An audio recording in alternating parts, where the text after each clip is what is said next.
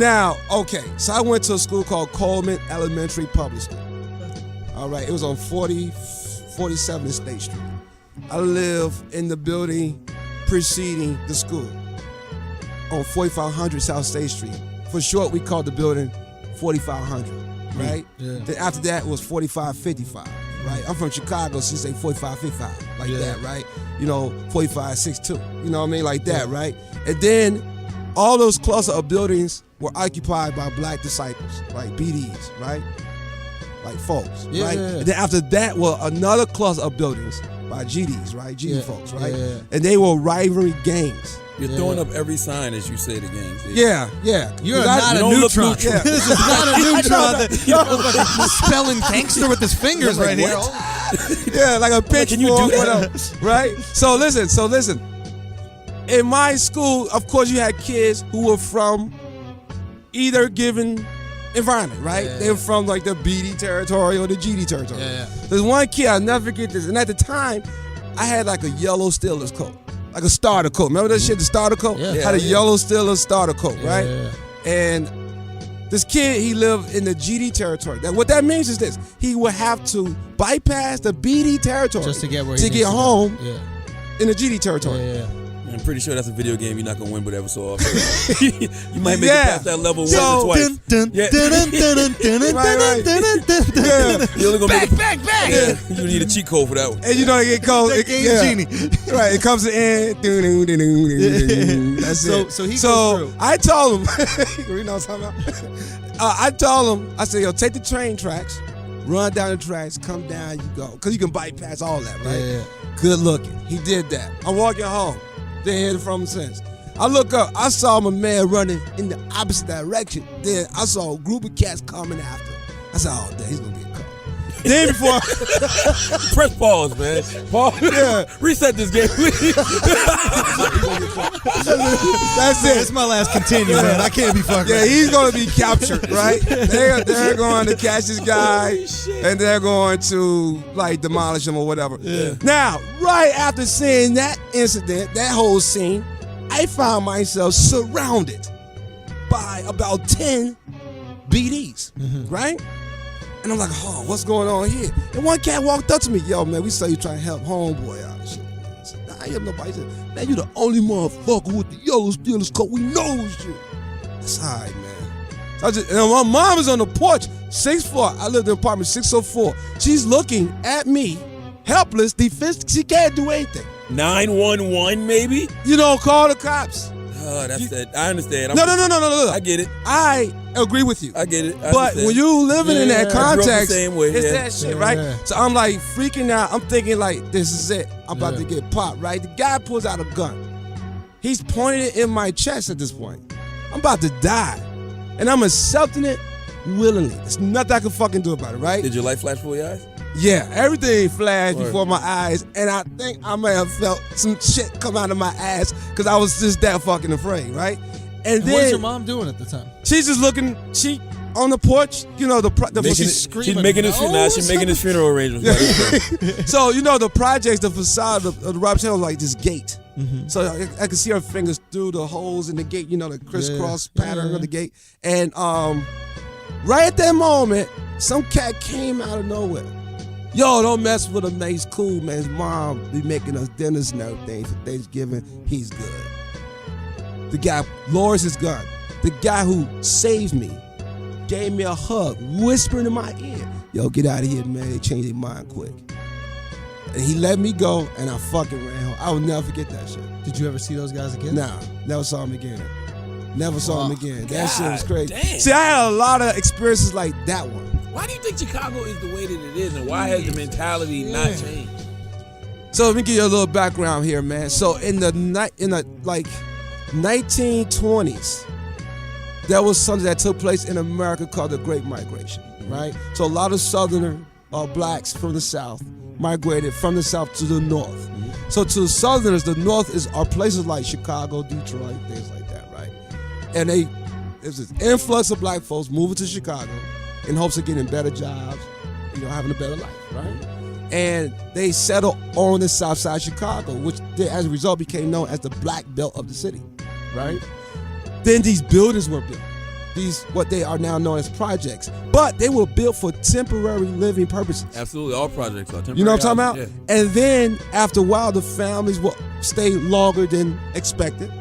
The city started to become more negligent of maintaining the buildings, the infrastructure of the buildings, the grounds, garbage taken out, heat, water, things like that. And then, a severe lack of resources, no hospitals, no jobs. All these things, they work as a perfect Subpar education. Yeah, substandard education. Perfect storm. A perfect storm that would eventually create what had become, right? Which is this gang culture. Gang culture driven by a need to survive in a world that seemed to have been designed for their inevitable destruction. And the destruction of innocent people like myself, right? Who was just a kid coming from school and who nearly lost his life because I was trying to save him. That's crazy. In the 8th grade, there were these 2 teachers, Miss Jackson and Miss Pilcher. Did you fuck one? No. Okay. Just asking.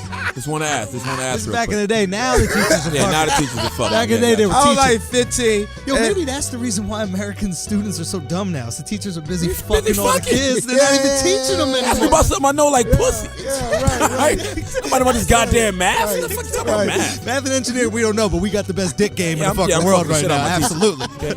Okay, And now so the teachers told me about Culver Academies, this private boarding high school, right? And I went to visit the campus. I was blown away by it.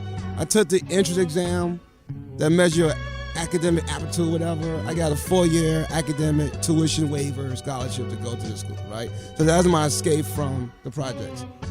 A month after being there, my mom passed away. So I went back to Chicago, attended my mother's funeral. That was that. Came back to school. She died like October. So November's rolling around, it's Thanksgiving, right? So I went back home thinking I would spend time with my 4 older brothers and my dad.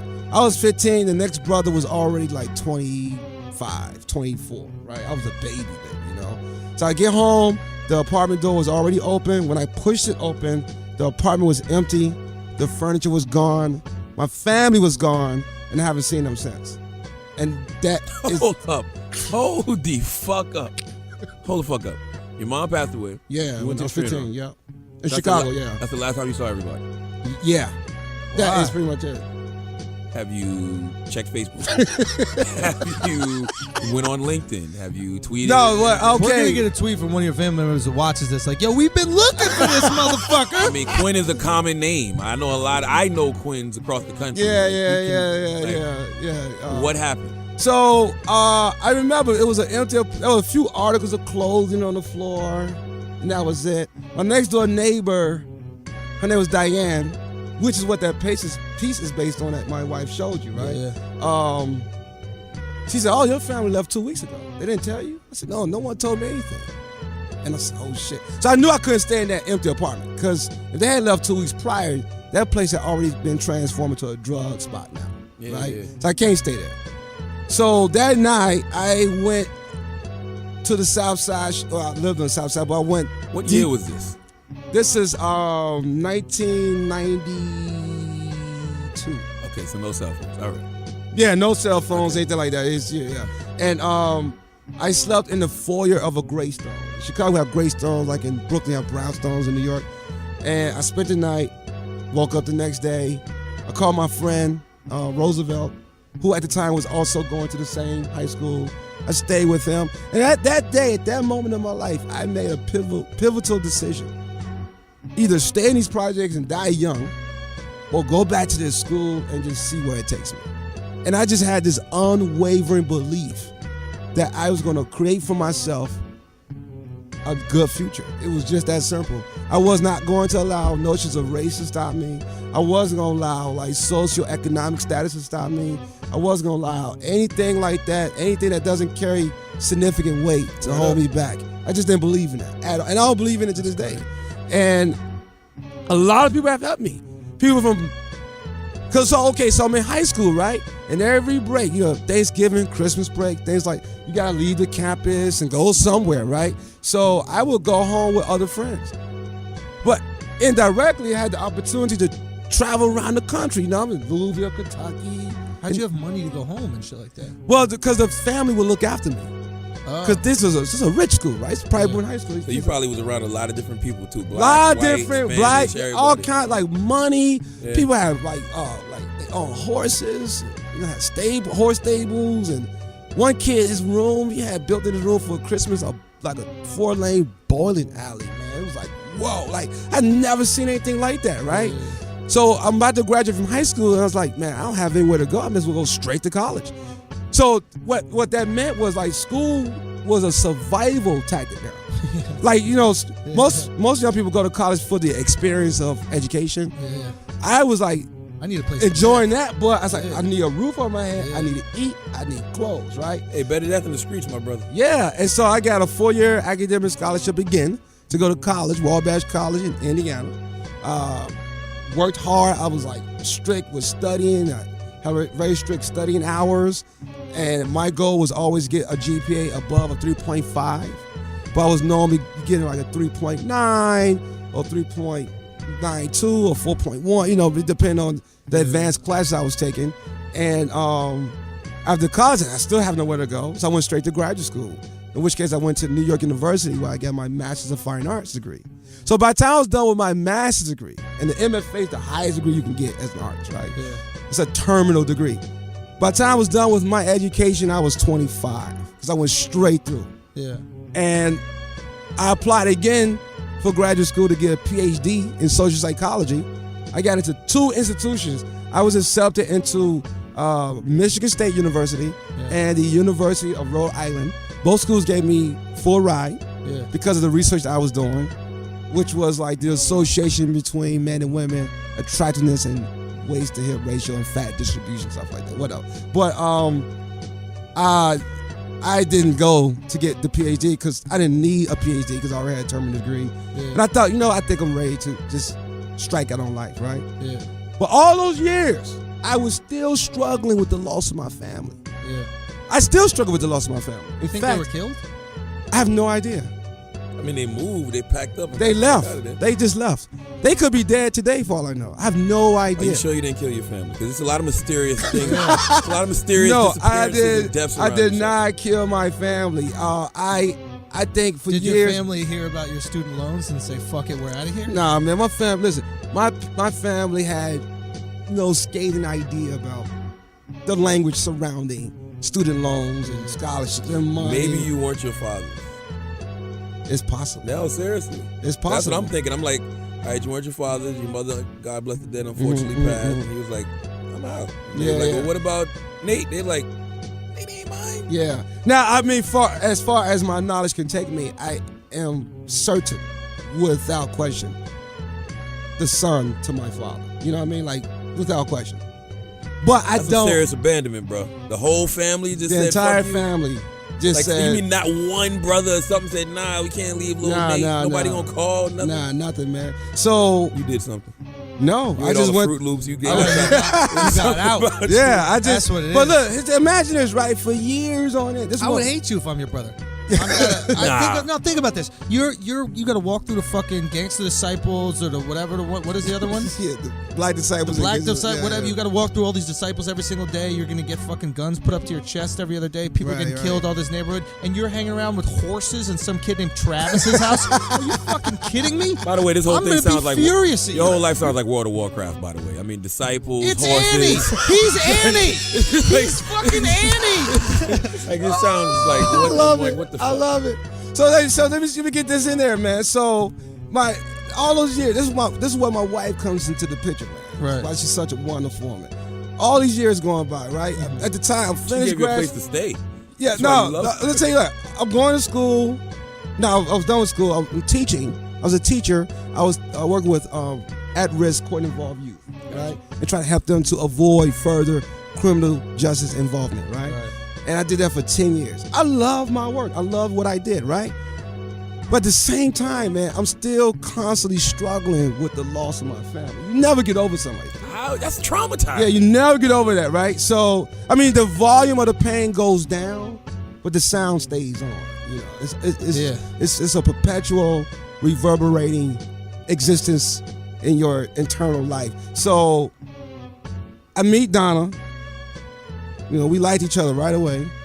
You know, and one night, because I was heavy on drinking and stuff during this time of my life, and my wife says, I should put my hand through a glass. I was so drunk that night. I put my hand through this glass door and cut my hand, right here, blood, whatever. My wife said, look, you need to go to therapy. If you don't get into therapy, we can't be together anymore.